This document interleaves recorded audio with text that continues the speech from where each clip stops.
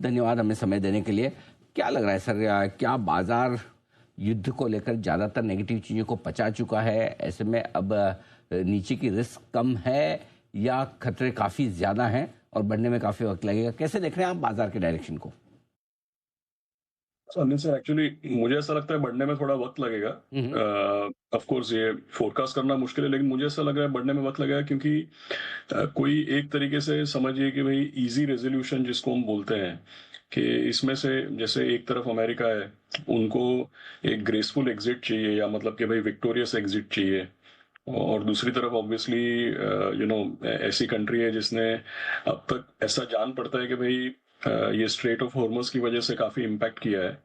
तो इसका कोई आसान एग्जिट, मतलब बिना फर्दर एस्केलेशन के, वो भी एक बहुत इंपॉर्टेंट चीज है कि और फर्दर एस्केलेशन के बिना मैटर को ये लोग सेटल करें और यहाँ से एक एग्जिट मिले, वो एक चीज पे ध्यान रखना। और दूसरी बात, पिछले एक महीने में जो हुआ है, अब तो एक महीने के ऊपर एक और हफ्ता हो गया, तो 5 हफ्तों में जो हुआ है उसका डैमेज तो ऑलरेडी काफी हद तक डैमेज ऑलरेडी है। इनफैक्ट रेजोल्यूशन से ये होगा कि भाई डैमेज कहीं ना कहीं पे थम जाए।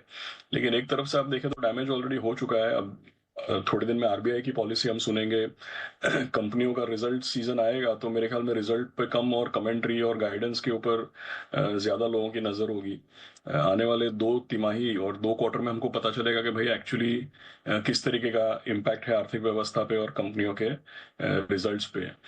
तो इस वजह से, और बैकग्राउंड में अगर आप देखें तो इसके अलावा यूएस में, बिकॉज अगर आप लास्ट ईयर के एंड की हमारी कॉन्वर्सेशंस याद रखें तो हम सोचते थे कि 2026 में करेक्शन होगा, लेकिन तब हम ज्यादा ये एआई की हाइप हो गई है, क्या ये बबल है, और उसके बाद ये प्राइवेट क्रेडिट, तो अब यूएस का भी माहौल धीमे धीमे हमको नजर आ रहा है कि वो भी बिगड़ता जा रहा है। तो आने वाले 1-2 क्वार्टर मुझे ऐसा लग रहा है कि इसी तरीके की वॉलेटिलिटी रहेगी, और आसानी से मार्केट को टर्न करना शायद मुश्किल हो सकता है। बिल्कुल ठीक बात है। ये आपके लिए पूरा पूरा यकीन। आरबीआई की पॉलिसी की आपने बात की, क्या उम्मीद कर रहे हैं सर, कल किस तरह की रह सकती है पॉलिसी? अनिल सर, वही है कि भाई प्रोजेक्शंस की ऊपर, मतलब देखिए, रेट कट का या कोई लिबरलाइजेशन का या कोई डविश चीजें आने का तो पॉसिबिलिटी नहीं है, क्योंकि देख ही रहे हैं हम किस तरीके के करंट अकाउंट डेफिसिट, आउटफ्लोज और रुपी का जो माहौल हम देख रहे हो तो हमारे सामने है। तो आई थिंक ज्यादा फोकस रहेगा लैंग्वेज के ऊपर, कि भाई किस तरह आरबीआई की क्या प्रोजेक्शंस निकल के आती है आगे जाकर के, रेट कट्स आगे जाकर के, ब्याज दरों के लिए, इन्फ्लेशन के लिए, खास करके महंगाई के दर के लिए, और जीडीपी प्रोजेक्शंस के लिए, और आरबीआई का क्या आकलन है बाहर की दुनिया का या बाहर के माहौल का। तो कोई डविश चीजें या कोई लिबरलाइजेशन की तो इनफैक्ट एक्सपेक्टेशन बिल्कुल भी नहीं होगी, बट लैंग्वेज के ऊपर ध्यान होगी। जैसा मैंने बताया, कंपनियों का रिजल्ट्स भी मुझे लगता है नतीजों से ज्यादा गाइडेंस और लैंग्वेज के ऊपर फोकस रहेगा इस बार। बात है बिल्कुल। देखते हैं आगे डायरेक्शन किस तरह का आरबीआई से मिलता है, क्योंकि एक्शन तो ज़्यादा इस बार होने की संभावना है नहीं। अब आइए, बाजार में पैसा लगाने के लिहाज से जो इन्वेस्टर्स हैं जिनकी एसआईपी चल रही है वो क्या करें? क्या कंटिन्यू रखें और बढ़ानी चाहिए? और जो नया पैसा लगाना चाहते हैं उनकी क्या अप्रोच होनी चाहिए, और किस तरह के फंड्स इस वक्त ज़्यादा सूटेबल हैं इक्विटी के लिहाज से?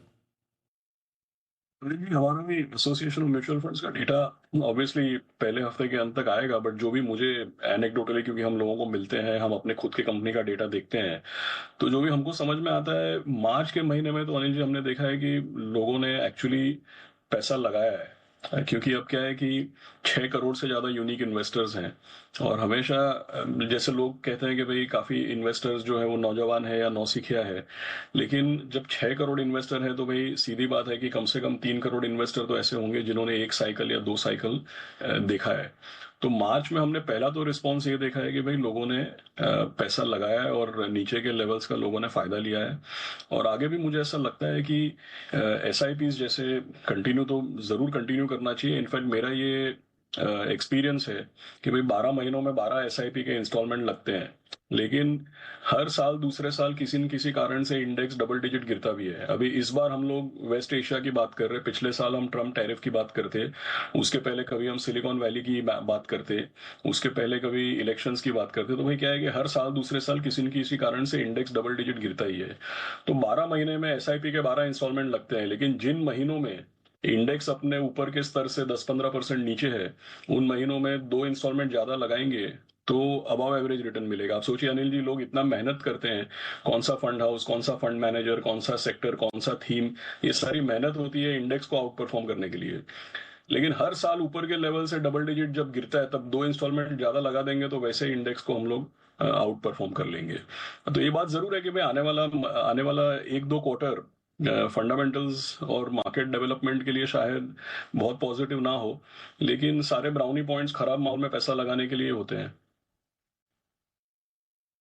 तो बिल्कुल तो ये है आपके लिए पूरा पूरा एक्शन फंड्स के लिहाज से। अब आइए किस तरह की लीडरशिप बन सकती है जब भी रिकवरी का माहौल बने, क्योंकि हर बार जब युद्ध के बाद जब बाजार तेजी के मूड में आते तो सेक्टर्स बदलते हैं, थीम्स बदलती हैं। क्या इस बार भी ऐसा कुछ होने वाला है, आपको लगता है? जी, अगर आप देखिए, जब मार्केट का गिरावट है, तब क्या चीजें आउट परफॉर्म कर रही है, या कि क्या चीजें स्ट्रेंथ, एक तरीके से रिलेटिव आउट परफॉर्मेंस दिखा रही है। तो इसमें जैसे मार्च के महीने में कई ऐसे दिन थे जब जब मार्केट में भारी गिरावट आई, तब हमने देखा कि भाई टेक्नोलॉजी कंपनीज हैं, डिजिटल या आईटी कंपनीज हैं, इनका मतलब मेरे ख्याल में 3-4 साल से एक बेरिश पीरियड था।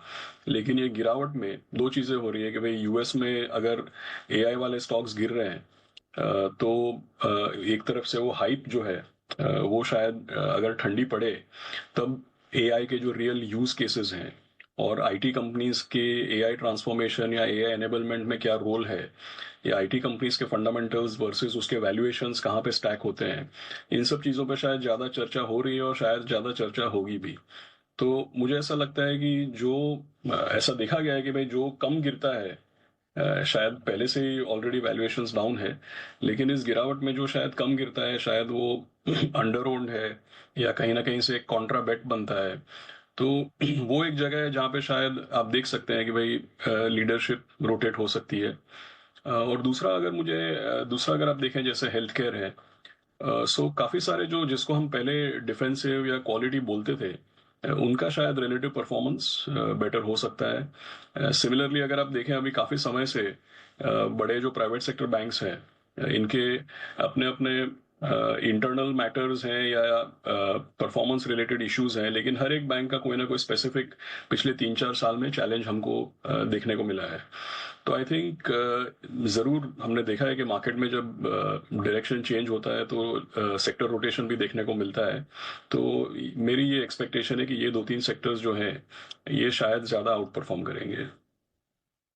हेल्थ केयर जैसे शुरू में ज़्यादा बेहतर मौका आपके लिए बन